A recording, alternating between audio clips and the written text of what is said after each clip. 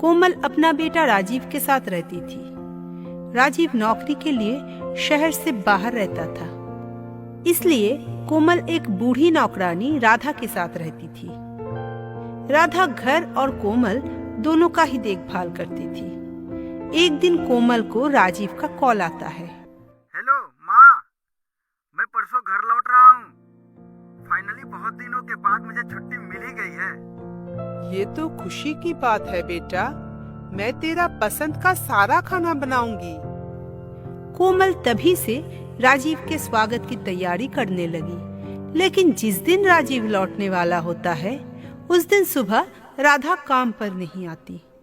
ये क्या मुसीबत है, मैंने आज राधा को बोली थी जल्दी आने के लिए और अभी तक वो नहीं आई। कौन हो तुम? मैं रोहिणी हूँ, राधा की बेटी। आज माँ की तबीयत बहुत खराब है, इसलिए उन्होंने मुझे यहाँ भेजा है। जब तक माँ की तबीयत ठीक नहीं हो जाती तब तक मैं ही आऊंगी काम के लिए। अच्छा ठीक है, जल्दी आओ, मेरा बेटा अभी आने वाला है, बहुत काम पड़ा है। कुछ देर बाद कितनी खूबसूरत लड़की है, पर कौन है और मेरे घर में क्या कर रही है? राजीव अंदर आना भूल जाता है और दरवाजे पर खड़े होकर रोहिणी को घूरता ही रहता है। तभी अंदर से कोमल आ जाती है। अरे बेटा, बाहर क्यों खड़ा है, अंदर आ जा। रोहिणी, ये है मेरा बेटा। माँ, कौन है यह लड़की? ये रोहिणी है, राधा मौसी की बेटी। अच्छा, यह राधा मौसी की बेटी है, इतनी बड़ी हो गई। दोपहर को जब राजीव खाना खाने बैठा तब खाना चक्कर बोलता है। अरे वाह, खाना तो बड़ा स्वादिष्ट बना है। पहले तो घर में ऐसा टेस्टी खाना नहीं खाया। किसने बनाया है? सब रोहिणी ने ही बनाई है। रोहिणी, तुम बड़ा अच्छा खाना बनाती हो, तुम ही खाना बनाया करो हर रोज। जी ठीक है। अरे तू टेंशन ना ले बेटा, मैं राधा से कह दूंगी, खाना अब से रोहिणी ही बनाया करेगी। राजीव को धीरे धीरे रोहिणी पसंद आने लगी। वो हर सुबह रोहिणी के आने का इंतजार करने लगा। ऐसे ही कुछ दिन बीत जाने के बाद एक दिन राजीव अपनी माँ से कहा, माँ, मैं सोच रहा था कि ट्रांसफर लेकर इसी शहर में आ जाऊं। फिर तो बहुत अच्छा होगा बेटा। ठीक है, मैं कोशिश करता हूँ। बहुत कोशिश करने के बाद राजीव को अपने शहर में ट्रांसफर मिल जाता है। इससे कोमल बहुत खुश होती है, लेकिन उससे भी ज्यादा खुश राजीव खुद होता है, क्योंकि राजीव के ट्रांसफर लेने के पीछे का कारण तो कुछ और ही था। राजीव अब रोहिणी से मन ही मन प्यार करने लगा था। इसके बाद 1 महीना बीत जाता है। राजीव और रोहिणी के बीच एक अच्छा रिश्ता बन जाता है। एक दिन कोमल राजीव को कुछ लड़कियों की तस्वीर दिखाकर कहती है, बेटा देख तो, तेरे लिए मैंने कुछ लड़की देखी है, सभी पढ़े लिखे हैं। अब तू देख ले, तुझे कौन पसंद आता है। माँ, मैंने मेरे लिए लड़की चुन ली है। सच में? बता कौन है वो, इतने दिनों तक क्यों नहीं बताया बेटा?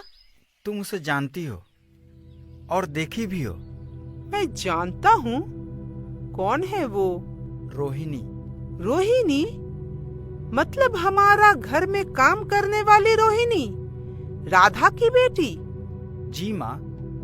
तेरा दिमाग ठीक है? कहाँ मैं तेरे लिए इतनी सारी अच्छी अच्छी लड़की देख रही हूँ और तू बोल रहा है एक नौकरानी से शादी करेगा?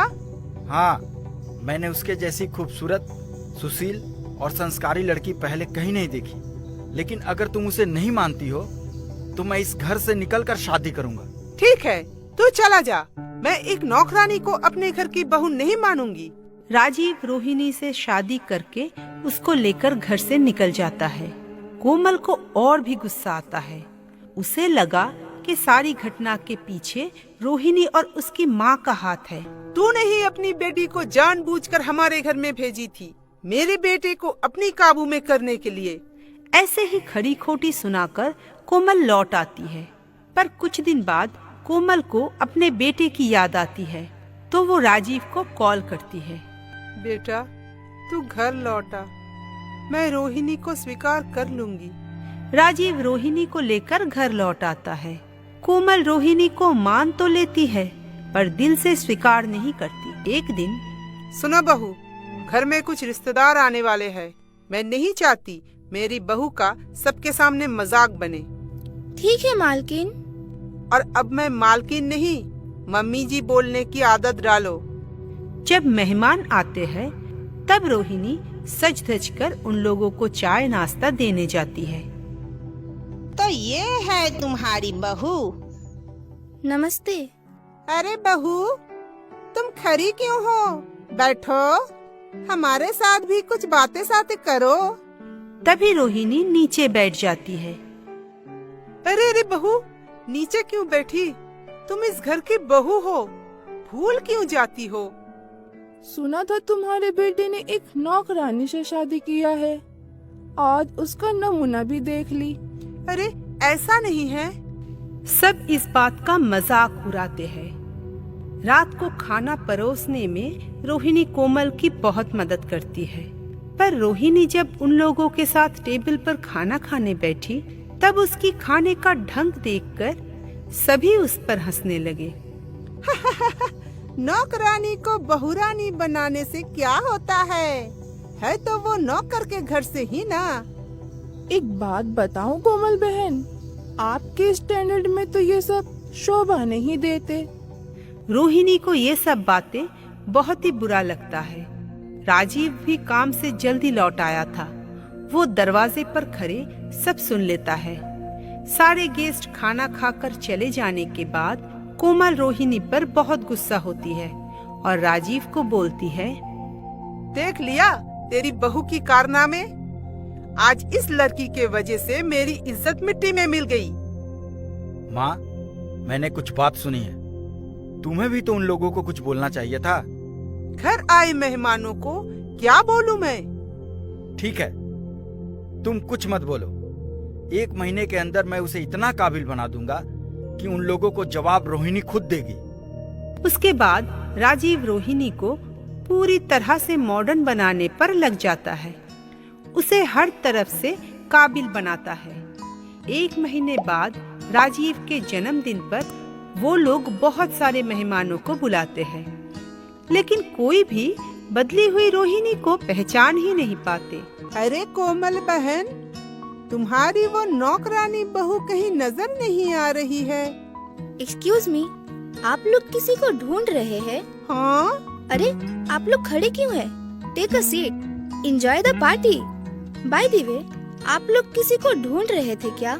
हाँ, मतलब वो राजीव कहाँ है? हा हा हा हा, यू मीन माई हस्बैंड? वो अभी केक कटिंग सेरेमनी में है। राजीव और रोहिणी मिलकर केक काटते हैं। राजीव गर्व के साथ सबसे रोहिणी की परिचय करवा देता है।